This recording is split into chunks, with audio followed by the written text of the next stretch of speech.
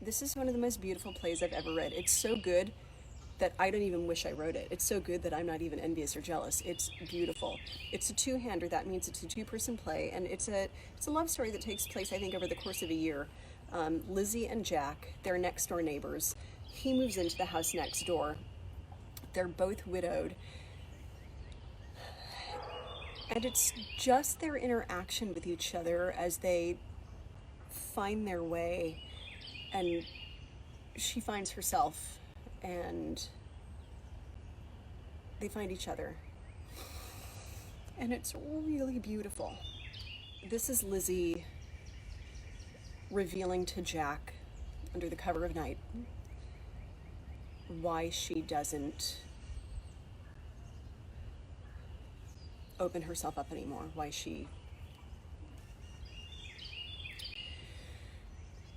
I've read it a few times.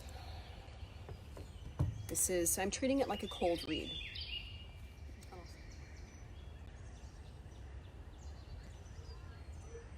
I went by the school today.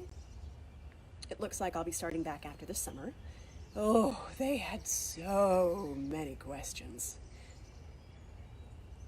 Don't worry, I protected your reputation. Bob Cersei asked me out for coffee. I declined. I guess that's one good thing about being a grieving widow. You can just blame it on death. He said, I have nice legs for a Baptist. I made him a casserole. It seemed like the appropriate response.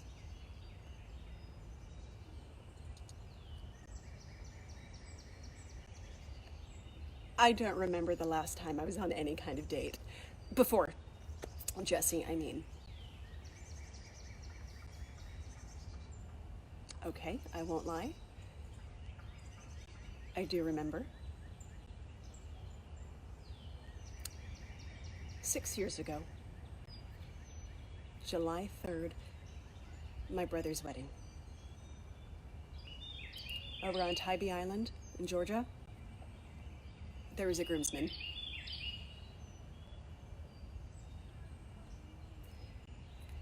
Michael. We danced at the wedding, snuck out,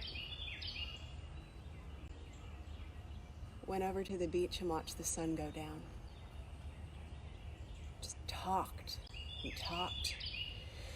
He told me he had big plans to open his own hardware business, and I told him he could do it too, and he believed me.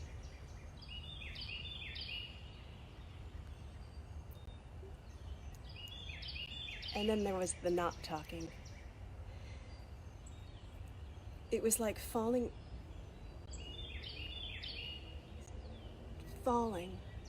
and falling over and over. Like we'd always have that moment. And I could die right then and there because nothing else mattered. In the morning, we went over to the coffee shop and got breakfast. Walked out onto the pier and fed the seagulls. He pulled me into him, and I put my head on his chest. And he said, I will never forget you.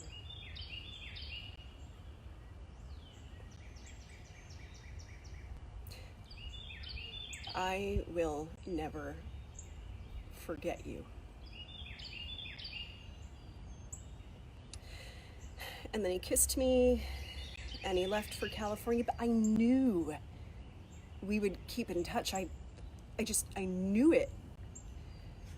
But he told me life is complicated, some girl back home, and he never made any promises. So I told myself I had no right to feel anything. I still do that, by the way. It's a real fun game I play with myself.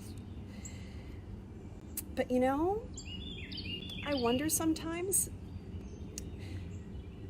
if there was a way of wiping that memory away, would I do it? I don't know what's worse. to have a moment like that and lose it, or to go through life in the dark. One thing I do know, I don't trust any of it. Not anymore. Because walks on the beach at twilight, they don't mean anything. I mean, it seems as if they must. But they don't.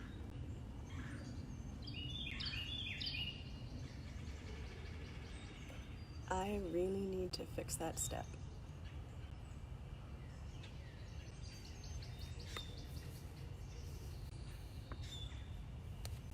And that's Lizzie. Excuse me. That's Lizzie from Maytag Virgin. It's so beautiful. Fuck my life.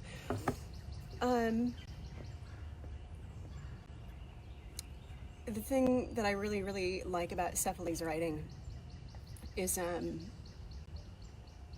she's clever and she's sexy, and I suspect that Audrey herself is very bawdy. I don't know why I think that, but I do. And it's so smart. So thank you everyone for watching that first go round of Back Porch Theater. Typically, well, this is set in Alabama, and for a production or an audition where they asked for it, I would do an Alabama accent. And I've studied it. It'd be northern Alabama. But for something that you're just trying on, you're just starting out, you don't go with the accent right away. You go for the meat of it. That's how I work anyway. Thank you everyone. Stay safe, stay sane, whatever that looks like for you. If you don't get out of your sweats, that's okay. And I think that's all I got.